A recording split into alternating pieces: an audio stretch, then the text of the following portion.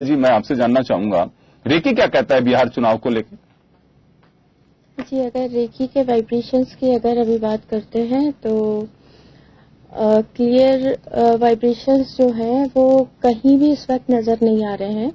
और जैसा भारद्वाज साहब ने कहा कि तनावपूर्ण स्थितियां नजर आ रही हैं, तो तनाव दोनों ही तरफ है और भारी तनाव की स्थितियां हैं, क्योंकि कहीं ना कहीं अगर किसी भी स्थिति में जिनके भी पक्ष में कोई चीज रहती है तो वो बहुत ज्यादा अंतर उसमें नहीं रहने वाला है। जी, तो ये कहा जा सकता है कि नेक टू नेक फाइट कही जा सकती है इसे, जो क्लियर मेजोरिटी या फिर कहें कि रास्ता साफ किसी का भी दिखाई नहीं दे रहा। बिल्कुल आप सही कह रहे हैं, यही स्थितियां हैं और यही स्थितियां परिणाम के रूप में हमारे सामने आएंगी। जी, महेंद्र जी, आपसे जानना चाहेंगे बिहार की स्थिति जो है, एग्जिट पोल सबने देखा, हम चाह रहे हैं ज्योतिष पोल के माध्यम से आपकी राय जानना चाहेंगे कि क्या स्थिति रहने वाली है बिहार में। देखिए, जैसा कि पूर्व वक्ताओं ने बताया कि स्थिति तो दोनों ही पार्टियों के साथ में एक जैसी है, जैसा सर्वविदित है, लेकिन ग्रहों की स्थिति देखें तो उतनी भयंकर खराब नहीं है। यद्यपि गोचर के हिसाब से नरेंद्र मोदी जी की 7.5 है, लेकिन अगर लग्न कुंडली के हिसाब से हम देखें तो अभी उनका चंद्र में अंतर चल रहा है गुरु का, जो रहेगा 16 तक, मार्च 16 तक। ये थोड़ा सा द्वितीय होने के कारण गुरु थोड़ा सा परेशानीदायक है, लेकिन विजय निश्चित रूप से नरेंद्र मोदी की ही होनी है। जी, तो ये कहा जा सकता है कि नरेंद्र मोदी, क्योंकि देखिए ये इस मायने में भी नरेंद्र मोदी काफी महत्वपूर्ण है। अगर इस चुनाव में नरेंद्र मोदी वहां पे एनडीए की सरकार बनाने में कामयाब होते हैं तो निश्चित रूप से चौतरफा नरेंद्र मोदी को मजबूती मिलेगी।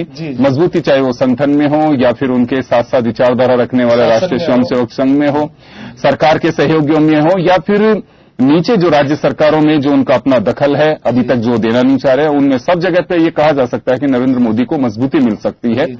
या फिर कहें कि जो लगातार सवाल खड़े किए जा रहे थे कि नरेंद्र मोदी अभी तक कुछ भी नहीं कर रहे हैं, वो एक सवाल जो है उन्हें भी एक लिमिटेशन में खड़ा होना होगा कि नरेंद्र मोदी की लोकप्रियता, देश उन पर भरोसा कर रहे हैं, जो स्टेट जिसको लेकर के बहुत उन्हें कई चीजों का सामना करना पड़ा, लेकिन वहां की जनता ने उन पर भरोसा किया है, तो एक मजबूती के साथ में सामने आ सकते हैं।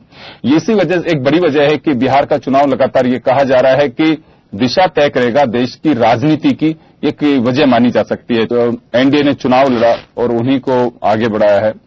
सभाएं भी की, प्रधानमंत्री ने पहली बार किसी स्टेट में इतनी सक्रियता किसी प्रधानमंत्री की देखी गई है वर्षों बाद में।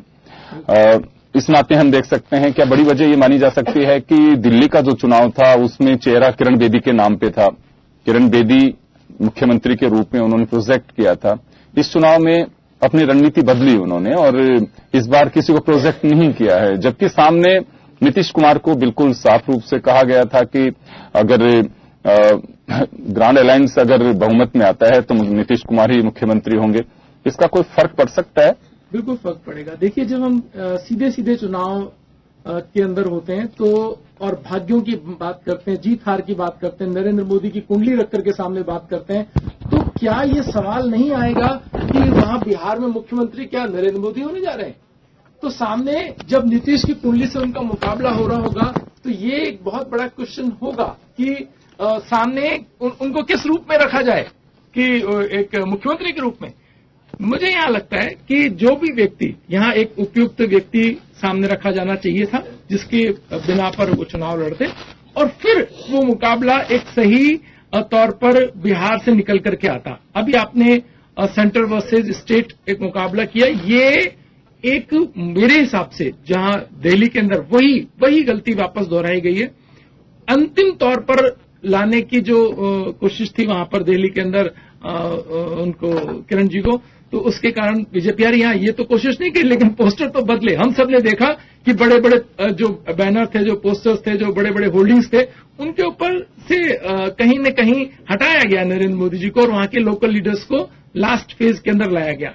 ये जो चीज है, ये देखिए अभी क्या हो रहा है, केतु बृहस्पति की राशि के अंदर है, राहु जो है वो कन्या राशि के अंदर है। प्रबंधन की जीत भी यहाँ बहुत बड़ी रोल निभाएगी कि जिसने अच्छा प्रबंधन किया है, जिसने अच्छा पैसा बहाया है, जिसने अच्छी कूटनीति खेली है, जिसने अच्छे हाथ मिलाए, जिसने पीछे से जो हाथ मिलाने और जो एक कहते हैं ना कि पर्दे के पीछे के खेल इस चुनाव में बहुत बड़ा रोल निभाएंगे। आप देखेंगे कि कई कहानियां निकल के आएंगी बाद में चुनाव के, जो आपको बताएंगी कि ये ऐसा ऐसा हुआ था, इस कारण हारे, इस कारण जीते। जब विश्लेषण होता है चुनाव के बाद के विश्लेषणों में, ये एक बहुत बड़ी आपको गेम प्लान जीत और हार के दिखाई देंगे। विदिता जी कि इन्होंने कहा कि ग्राफ कम हो रहा है नरेंद्र मोदी का, कि ऐसा क्या हुआ कि कुछ ही दिन, अभी तो 17-18 महीने हुए हैं उनको, और बड़ी 5 साल की उम्मीदें हैं। वो 10 साल के लिए अपने कह रहे हैं कि अगले 10 साल तक के लिए तो किसी को प्रधानमंत्री बनने की सोचनी नहीं चाहिए।